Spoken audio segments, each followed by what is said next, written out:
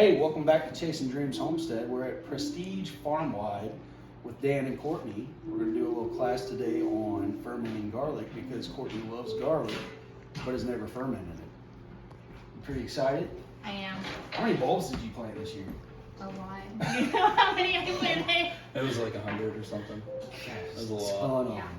So Genesis, come on over and show them where Courtney started working on getting the garlic out of the skin, I guess is what it's called. I really don't know what the anatomy of the garlic is. I just know the clothes. Peeling it. Yeah, she's peeling it so that we can get everything started. But, Genesis, keep it that way. There you go. Boom, boom, boom. We've got the salt. Come on in, let them see the jar. Fermenting weight. And the super easy fermenting lid.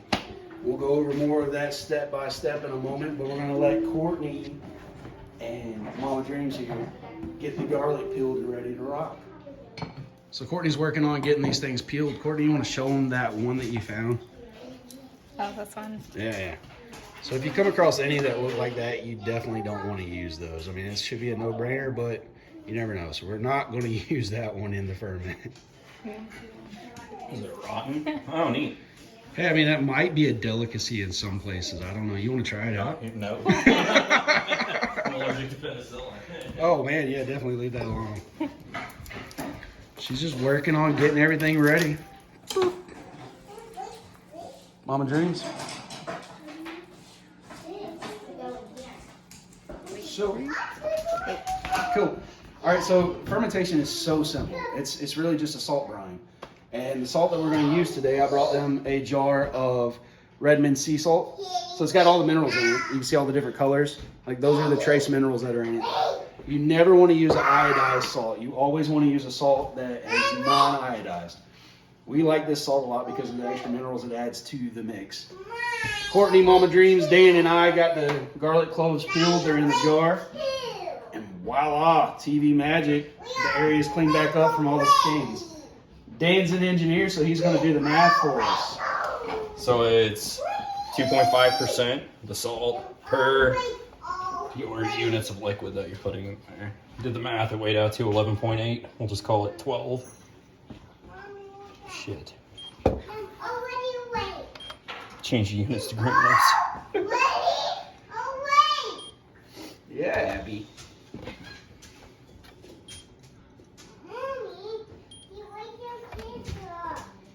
Alright, at 12, we'll add that to our water. Yep. And we'll be back soon. That's right. The water's heating up. On the water, you don't want to use a chlorinated water. You want to use a distilled water. Or if you have chlorinated water, all you got to do is let that sit out for 24 hours and then it'll be non-chlorinated. You don't want to use chlorine though because it'll kill all the helpful bacteria on the garlic when you're trying to get your brine going. Is that what the iodized salt does too? I think so. I don't know the science on the iodized. I just know you can't use iodized salt, but it probably has to do something with killing Yeah, like you said. because all the fermentation is you're encouraging the helpful bacteria to grow on whatever you're fermenting, but the salt is preventing the bad bacteria from growing, like botulism or something along those lines.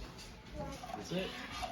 All right, so Courtney is stirring the salt in the water so that it'll dissolve. She can remove it from heat since the water's heated up enough.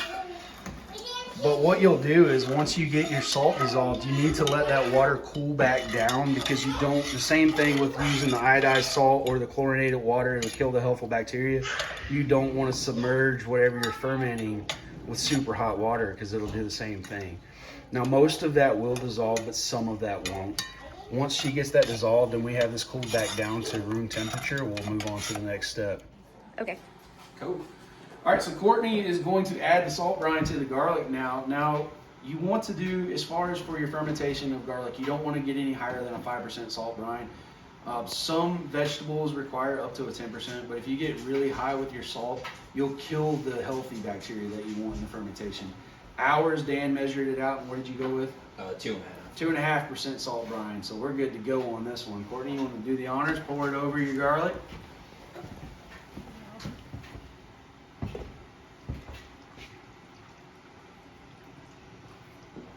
How high do I go? All the way. Go ahead up above it. You want to make sure. There you go. That's good. Leave some room for your. That's all right. We'll make a little bit of a mess. Uh, I told you it was going to be a mess on your end. So I brought her a fermentation weight. So we're going to add the fermentation weight, but it may, yep, it's going to bring a little bit out. Do you have a syringe or anything you want to pull out so we don't make a mess? Maybe we can just put paper towels in You there. want to put paper towels under it? There we go. That'll work. Sorry. No. I didn't tell you to account for the fermentation weight. I So, mean, you said stop and then I kept pouring. so the key here is you've got to keep whatever you're fermenting under the brine, because the brine is not going to allow the bad stuff to grow. So we still got a little bit. We got a little bit too many garlic cloves in here. That's okay. We were overly ambitious in our garlic peeling. I mean, 4 people rocking out on garlic. It's not hard to get too many. You got a spoon? I'll spoon some out. Yeah. So we're going to get that spooned out. And then once we get it all said and done, we're going to get that fermentation weight on top to keep this under the brine. And what Dan and Courtney are going to do with this is they're going to put this jar in a dark cabinet of theirs, and they're going to actually put a saucer under it, because what will happen, go ahead Mama Dreams, come in and show them. So we've got the fermentation weight here. Right now there's room before the water comes out of the jar, but as time goes on and the bacteria starts doing its job and this starts fermenting, it's going to bubble. So it'll start coming out through this lid. We really like these lids because they keep it so simple. It's already got a built-in airlock.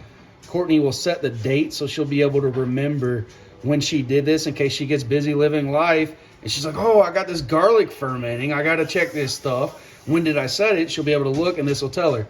She'll do a 30-day ferment on this, and then it'll be ready to go. At that point, she'll take the fermentation lid off and the ferment weight out. Just put a regular lid on this, and she'll be able to put it in the fridge and enjoy fermented garlic cloves. Now, what'll happen over time as this is fermenting is it'll take on a light amber color. It'll get a little bit of a brown hue to the ferment brine, and that's what you want to see. But in 30 days, she's going to have some really powerful tasting garlic that is fermented, and not only is it all the nutritional benefits of the garlic, but she will also get the nutritional benefits from the ferment that helps her gut health. So these are great things for folks to do at home, and it's super simple. It's salt and water. It's that easy, guys. So you're going to figure out whatever cabinet you want to put this in. The key is you don't want this out with too much heat, and you don't want it in a lot of light. So that's it. You'll add you a little plate under it to catch any drippings, and you clean that up over time. But when this starts bubbling, you know it's fermenting. It's too easy. Got it. Told you it was easy, right? Yeah. I'm glad that you learned it, and I hope you like it. And I like to experiment with different vegetables. I also did beets, and the beets were like on point, dude. They stayed like crunchy and just a different flavor profile altogether. And ever since I started fermenting, I now also make fermented hot sauce. So the hot sauce I gave you had fermented pepper mash in it. So there you go. Yep. All right, guys and gals, that's how you ferment. It's that simple. Until next time, y'all, keep dreaming.